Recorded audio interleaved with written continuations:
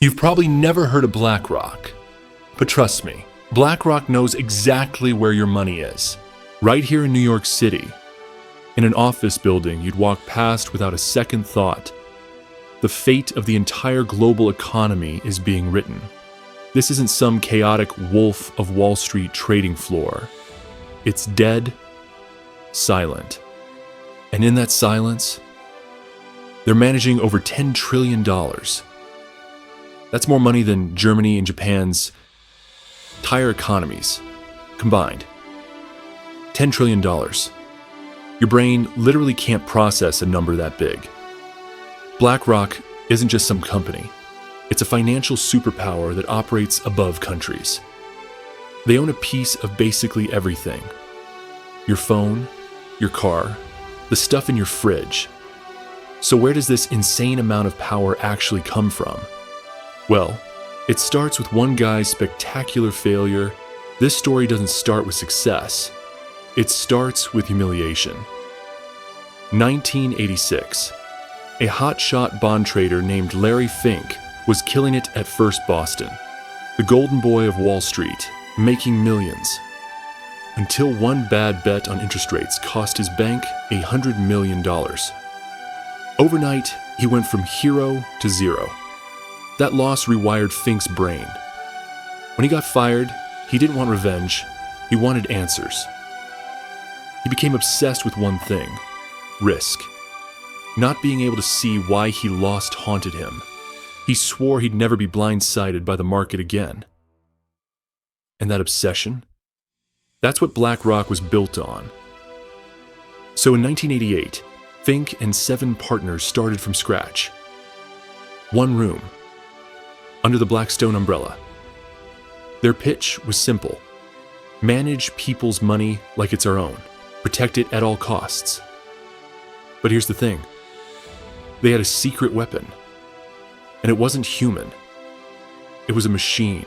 They called it Aladdin. Not the Disney character. It stands for Asset, Liability, Debt, and Derivative Investment Network. Aladdin doesn't just crunch numbers. It runs millions of scenarios, predicting what could go wrong before it happens. Think of it as a crystal ball for your portfolio. And it changed everything.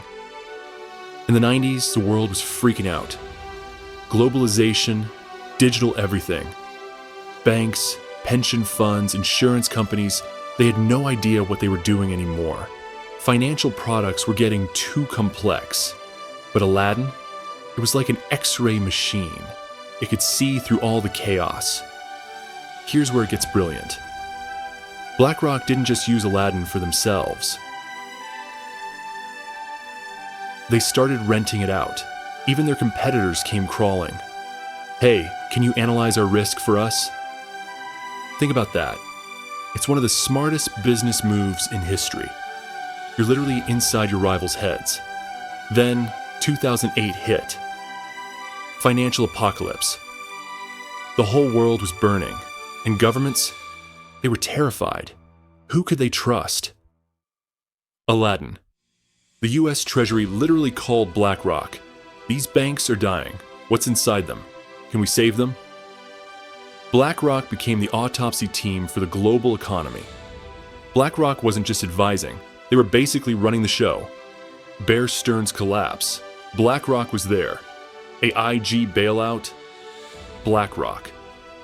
Public service or insider advantage.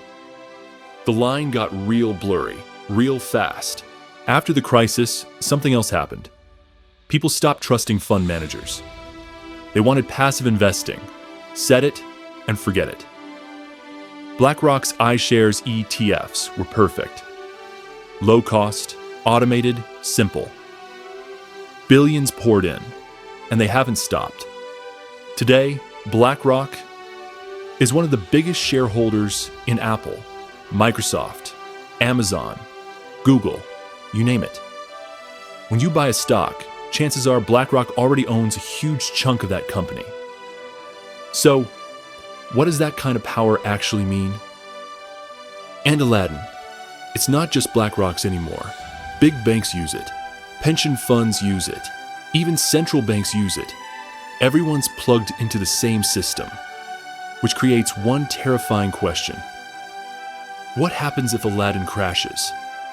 BlackRock also plays politics. Larry Fink's annual letter to CEOs. It's basically a command. Sustainability, diversity, climate change.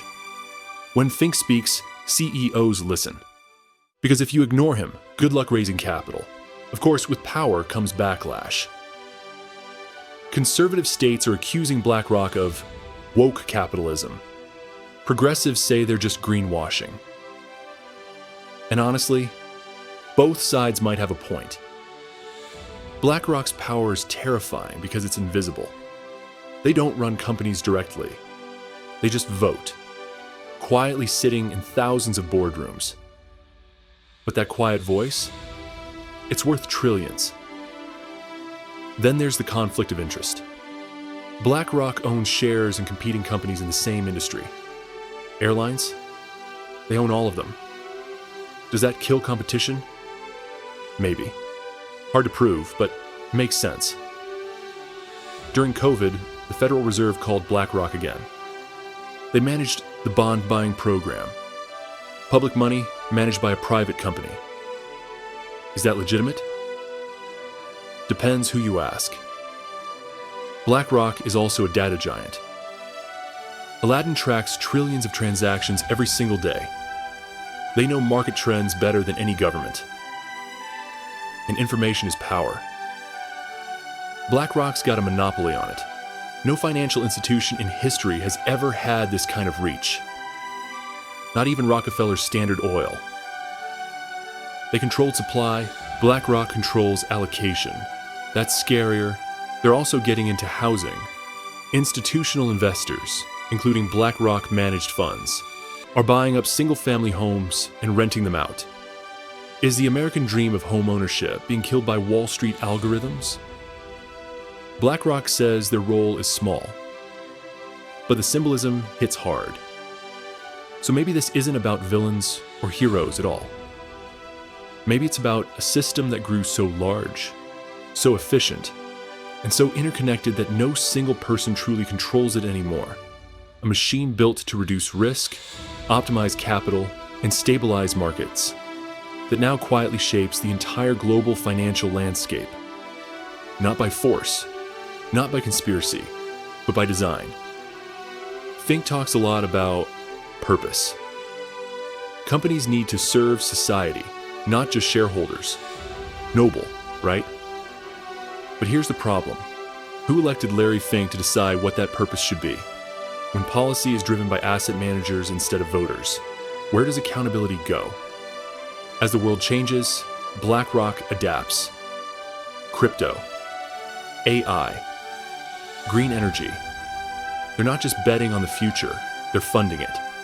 Whether Bitcoin becomes a reserve asset, whether hydrogen powers the next century, that depends on whether BlackRock opens the capital floodgates. The shadow giant isn't hiding anymore. They're everywhere. In your savings, your retirement, your house. The climate, you don't have to like them, but you can't afford to ignore them anymore. Is BlackRock the ultimate evolution of capitalism, or its downfall? That answer depends on where those $10 trillion flow next. And right now, the finger on that button, it's Larry Fink's. Thanks for watching. Financial literacy isn't optional anymore. It's survival. If this story gave you a new perspective on who really controls the global economy, we'll keep following the money. Until next time, stay curious.